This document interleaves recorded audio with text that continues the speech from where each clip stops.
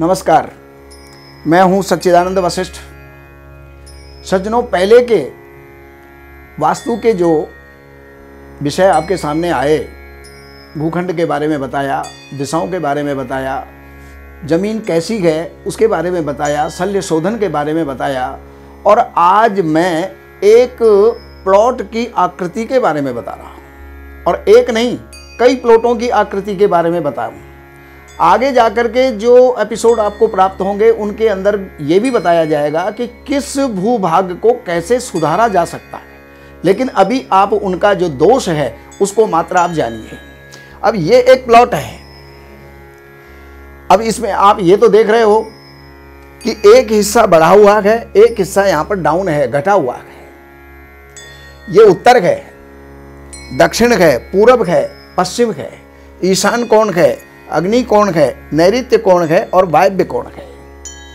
अब इसमें कौन सा कोना बढ़ रहा है और कौन सा कोना घट रहा है, इस बारे में हमें अध्ययन करना है। तो आपको सज्जनों एक बात बताऊं, ये जो हिस्सा नॉर्थ ईस्ट का, तो नॉर्थ ईस्ट में जो है जैसे पृथिव्यै भूतेजो जल पवनखै संप्रगटितम, 5 चीज अर्थात 5 तत्व, पृथ्वी, जल, अग्नि, वायु और आकाश, ये जो 5 तत्व हैं, इन्हीं का सारा खेल है संसार के अंदर। ये 5 तत्व शरीर में भी हैं, ये 5 तत्व मकान बनाने के अंदर भी हैं, ये 5 तत्व भूभाग के अंदर भी हैं, भूखंड के अंदर भी हैं, और ये 5 तत्व ही हर यंत्र के अंदर है। बाइक है, कार है, हवाई जहाज है, सबके अंदर ये 5 तत्व काम करते हैं। अब आप ये कहेंगे कि 5 तत्व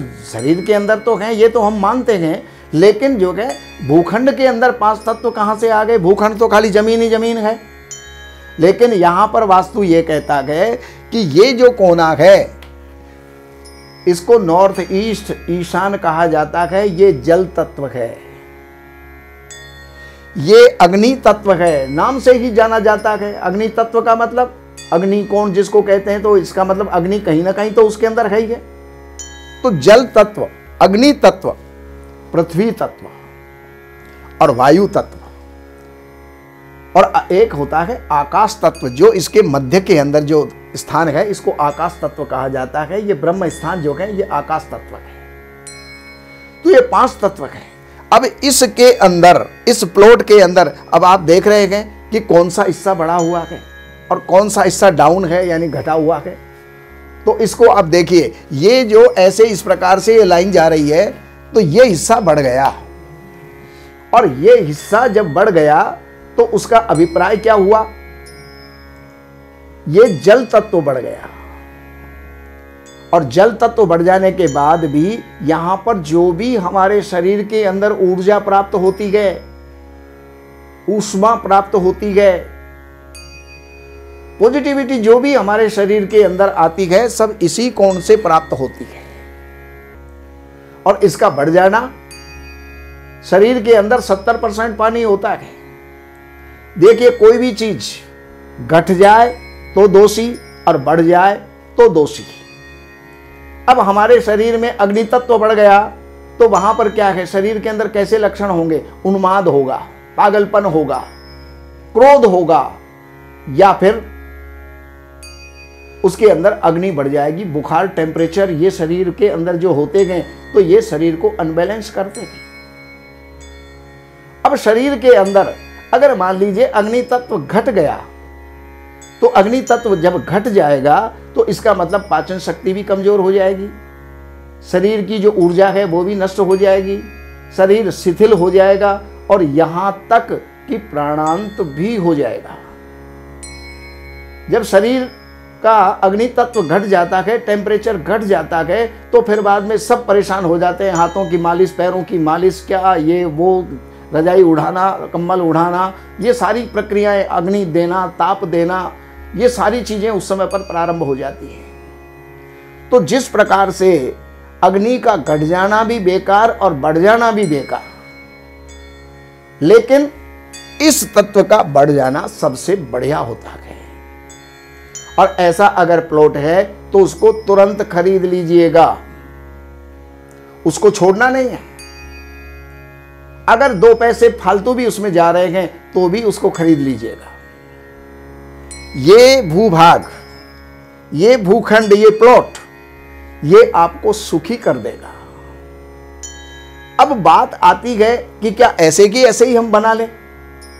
नहीं, बनाने के लिए तो आपको जो है पूरी तरह से इसका बराबर की भुजाएं सब करके ही बनाना पड़ेगा। लेकिन आगे इसका फिर प्रयोग हम क्या करें वो आने वाले कार्यक्रमों के अंदर हम आपको बताएंगे। तो पहली बात तो ये है कि ये क्या क्या देता है। यहां पर सुख को देने वाला, संपन्नता को देने वाला, प्रसन्नता को देने वाला और प्रसिद्धि को देने वाला और धन को देने वाला ये प्लॉट हो जाता है। लेकिन अगर दूसरे नंबर पर ये प्लॉट ऐसा नहीं है और प्लॉट अगर ऐसा ना होकर के और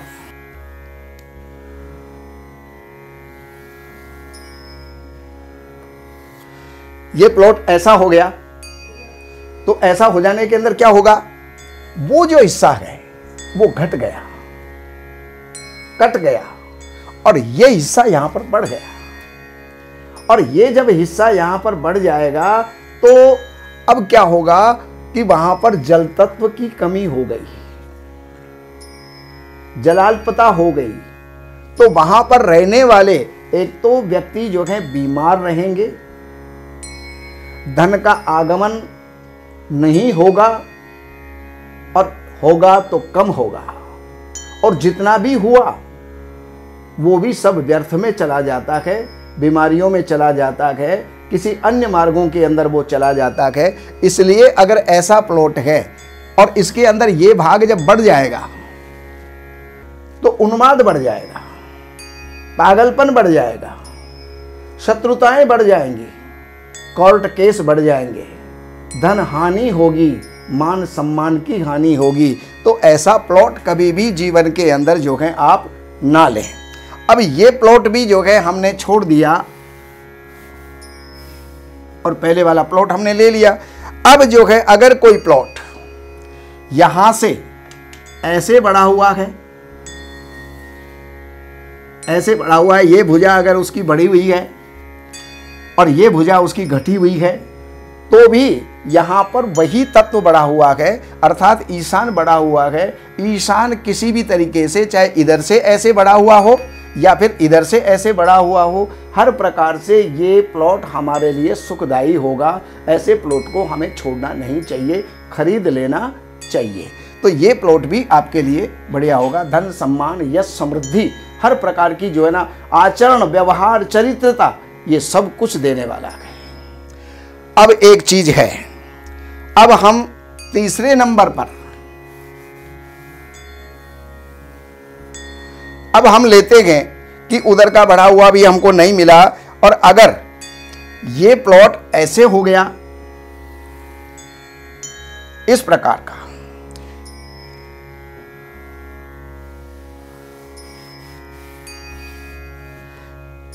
ये भुजा बढ़ी हुई और ये भुजा घटी हुई है, इस प्लॉट को ले लेना चाहिए। क्योंकि वही बात है, इसके अंदर भी नॉर्थ ईस्ट बढ़ा हुआ है, तो ये प्लॉट हमारे लिए सुखदायी होगा।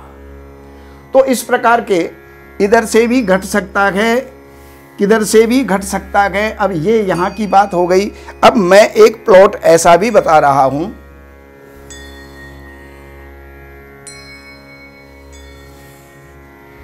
जो प्लॉट, अब ये प्लॉट है, तो इस प्लॉट को आप क्या कहेंगे? प्लॉट तो सब बढ़िया है, लेकिन हर प्लॉट बढ़िया होता है, लेकिन किसका कौन सा हिस्सा घटा और बढ़ा हुआ है, तो उस बात को जानना चाहिए। तो यहां पर अग्नि कोण घट गया और नैऋत्य कोण बढ़ गया।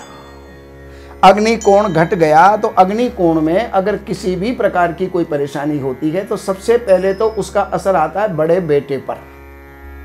या तो बड़ा बेटा बीमार रहेगा, मृत्यु को प्राप्त हो जाएगा, या फिर बड़े बेटे से दुश्मनी रहेगी, बड़ा बेटा घर छोड़ के चला जाएगा, धन की हानि होगी, क्रोध का समावेश होगा, चोरी होगी और ऐसे प्लॉट में रहने वालों के घर में अग्निकांड भी हो सकते हैं। तो ऐसा प्लॉट नहीं लेना चाहिए। और अगर आपका है और आपने ले लिया तो उसको विधिवत आप उसको सुधारिएगा। इस हिस्से को काट दीजिए, वेस्ट में छोड़ दीजिए। आगे इसका क्या करना है वो भी हम आगे के कार्यक्रमों के अंदर हम आपको बताएंगे। तो इस प्रकार ये प्लॉट जो है कौन सा सुखदायी और कौन सा जो है दुखदायी है, इस बात की जानकारी मैंने आपको दी। अब इसी में एक प्लॉट ऐसा भी हो सकता है जो इधर से घटा था ये और अब ये इधर से बढ़ गया।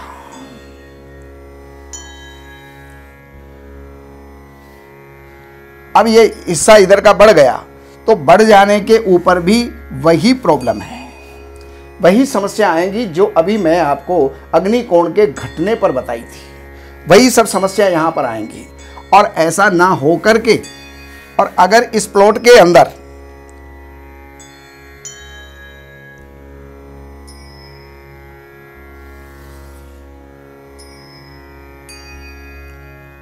ये हिस्सा अगर बढ़ गया, नैऋत्य कोण बढ़ गया, तो नैऋत्य कोण बढ़ जाने के ऊपर क्या क्या नहीं हो सकता।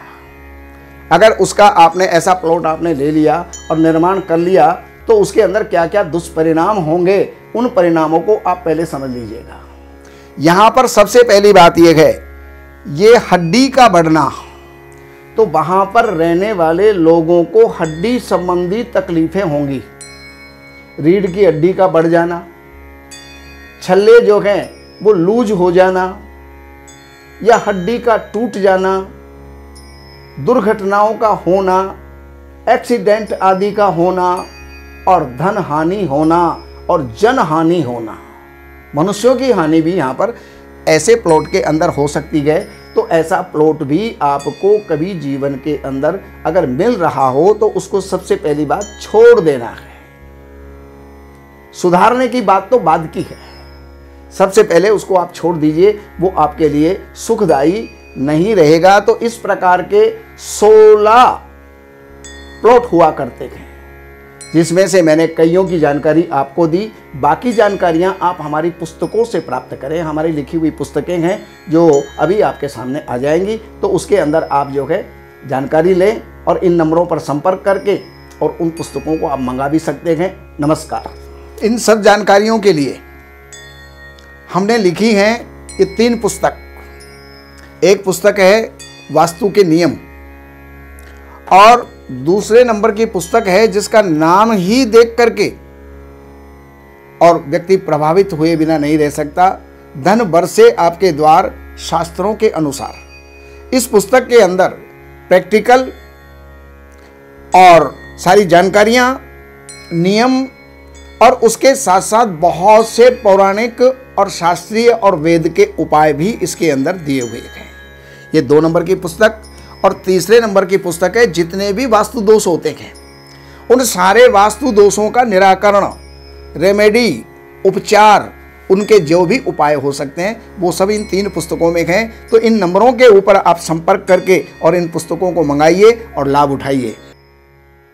हमारे यहाँ वैदिक ब्राह्मणों के द्वारा सभी प्रकार के पूजा पाठ, कर्मकांड, संगीत में विवाह, गृह क्लेश, काल सर्प दोष, व्यापार में रुकावट व नवग्रहों की पूजा आदि कराई जाती है। हमारे संपर्क सूत्र हैं 7838898421। देवज्ञ सच्चिदानंद वशिष्ठ जी से वास्तु, ज्योतिष, वैदिक अनुष्ठान, पूजा पाठ, महामृत्युंजय पाठ, शतचंडी पाठ, बगुलामुखी पाठ, भैरव अनुष्ठान आदि, राशि रत्न, रुद्राक्ष, कवच आदि हेतु संपर्क करें। हमारे संपर्क सूत्र हैं 7838898421। हमारी वेबसाइट है www.shrivashishth.com।